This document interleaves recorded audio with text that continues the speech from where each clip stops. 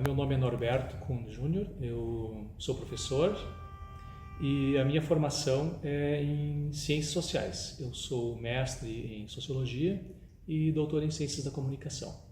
E trabalho no ensino superior já há muitos anos e também atuo como pesquisador e como extensionista, professor extensionista. Então, essas são as minhas atividades profissionais. Dentre essas atividades, eu vou destacar então a atividade de extensão. A atividade de extensão, eu entendo ela como sendo muito importante por dois motivos. Assim. Primeiro, um motivo de ordem da questão do conhecimento.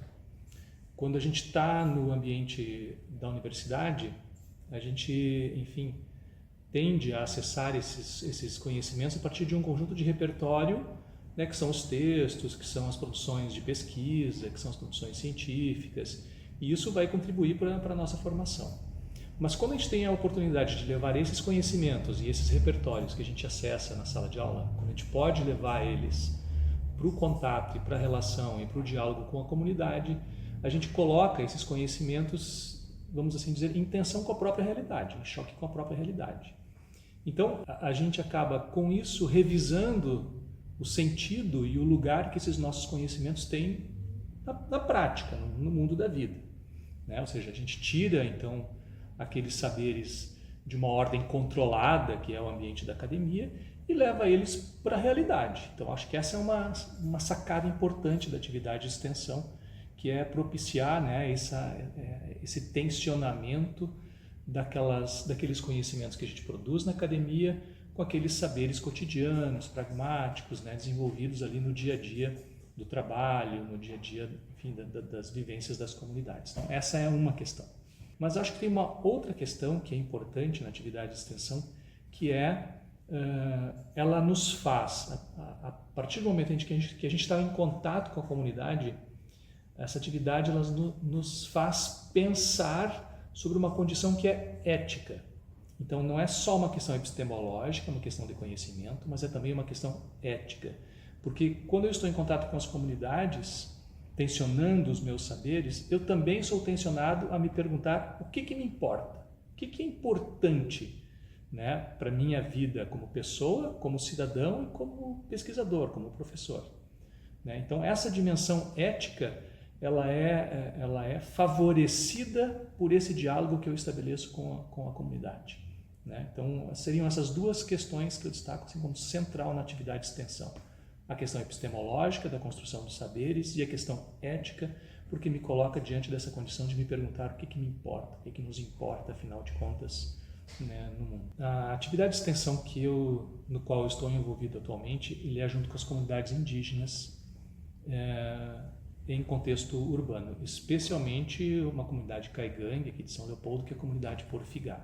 O diálogo que a gente estabelece com essa comunidade, ela entra dentro dessa ideia, né, de troca de saberes, ela entra também dentro desse compromisso ético que a gente estabelece com a comunidade, mas tem aqui uma questão muito especial, né, que é uma especificidade, que é o privilégio que a universidade tem de, através da extensão, ter um canal com povos originários. Ou seja, muito antes da gente pensar em existir, essas populações já estavam aqui, já desenvolviam a sua vida, já tinham, enfim, todo o seu contexto de vida constituído muito antes da gente chegar aqui. Né? Então, é um privilégio a gente dispor de relação com uma comunidade caigangue, né, nesse caso específico, e poder compartilhar com a visão de mundo dessas populações.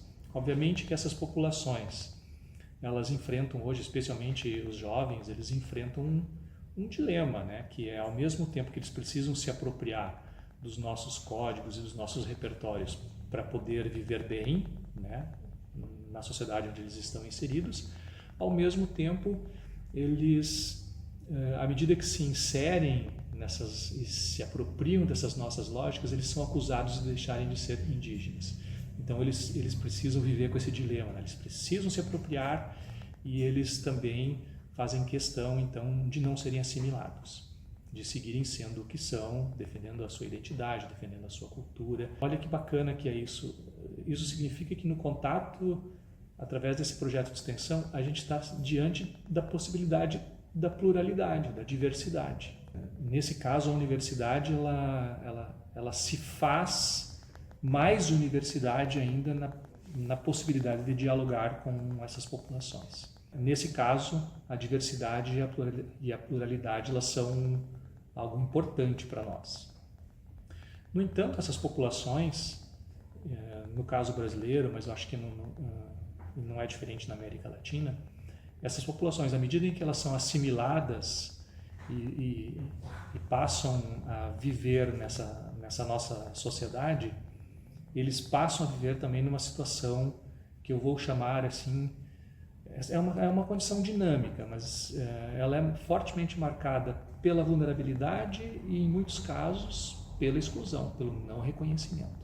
Uma questão é a diversidade do ponto de vista étnico, que a gente aplaude, e a outra coisa é o fato dessas populações serem excluídas, serem não reconhecidas. Então, essa desigualdade do ponto de vista da participação na sociedade é algo que a gente precisa refletir. Essas populações elas são colocadas, na maioria das vezes, numa condição de não reconhecimento, de vulnerabilidade, e em muitas regiões brasileiras elas inclusive estão colocadas sob uma condição de extermínio, né? Porque nós não reconhecemos essas populações.